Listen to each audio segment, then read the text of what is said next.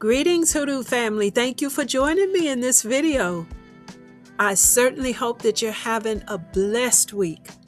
Well, family, today I'd like to show you how Hoodoo is more than just roots and spells. And I know I teach on this all the time, but I really want to show you how it can actually be a mighty fortress in your daily living. Here are 4 meaningful practices that you can do daily to help you grow beyond internet hoodoo and into traditional hoodoo.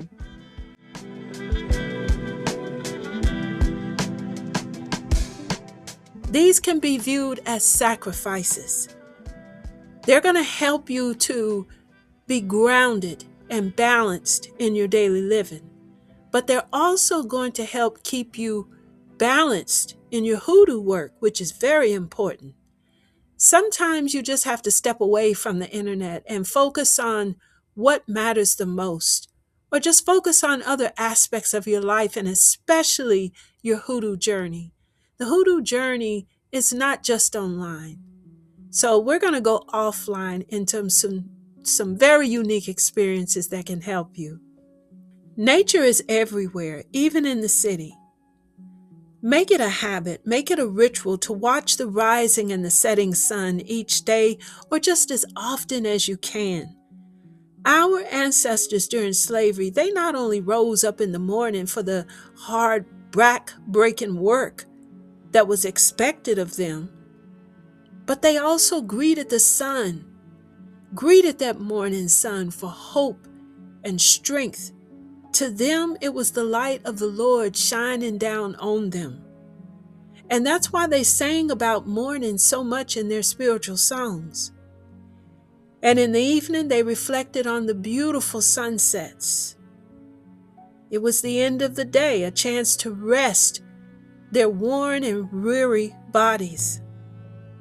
Surely we can take time out of our busy days to greet the sun, to partake of the same source of energy and light that they did.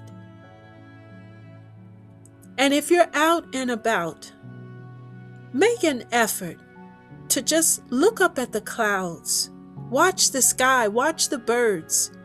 You could be on a bus, on a train, riding in a car, or maybe just walking down the street. This is something you can easily do. And whenever you get a chance to go to a park, take the time to go and touch each tree.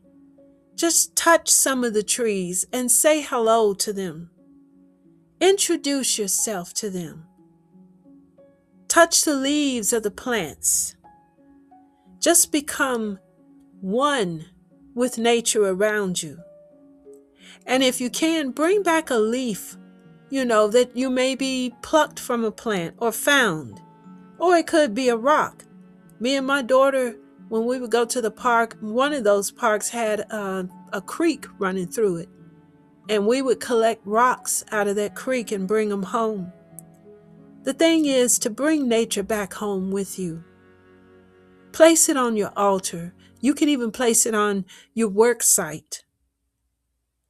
And if it's a leaf, when it expires, give it back to the ground so that it can feed new life in nature.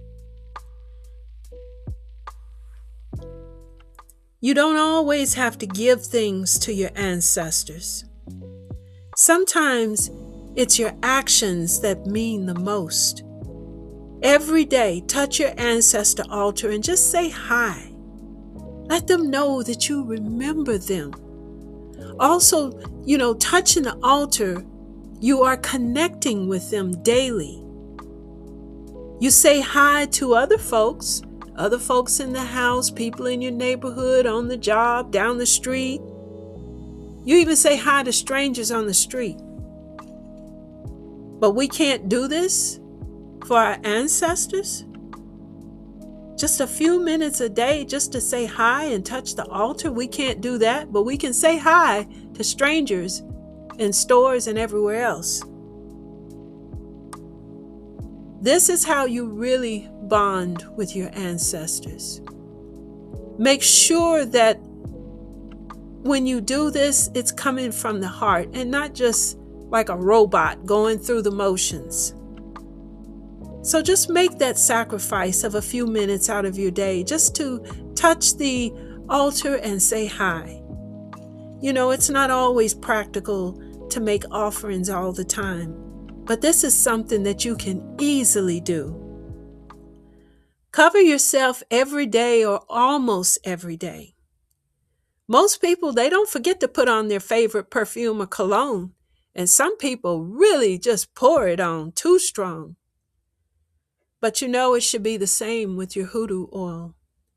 Every morning brings a new day.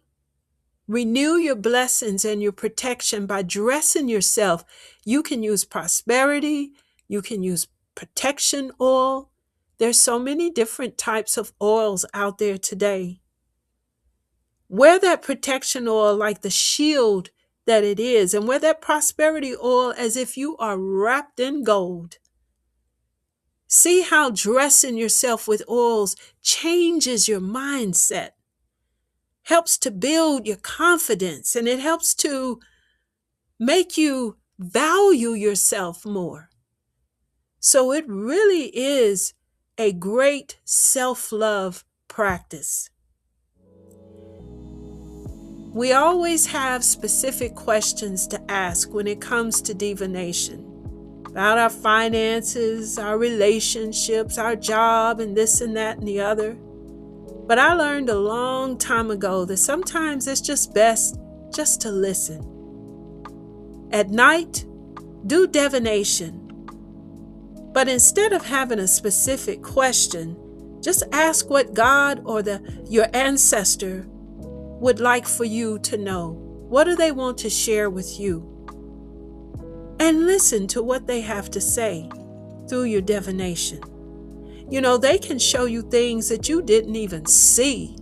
They can show you things that you didn't even think about.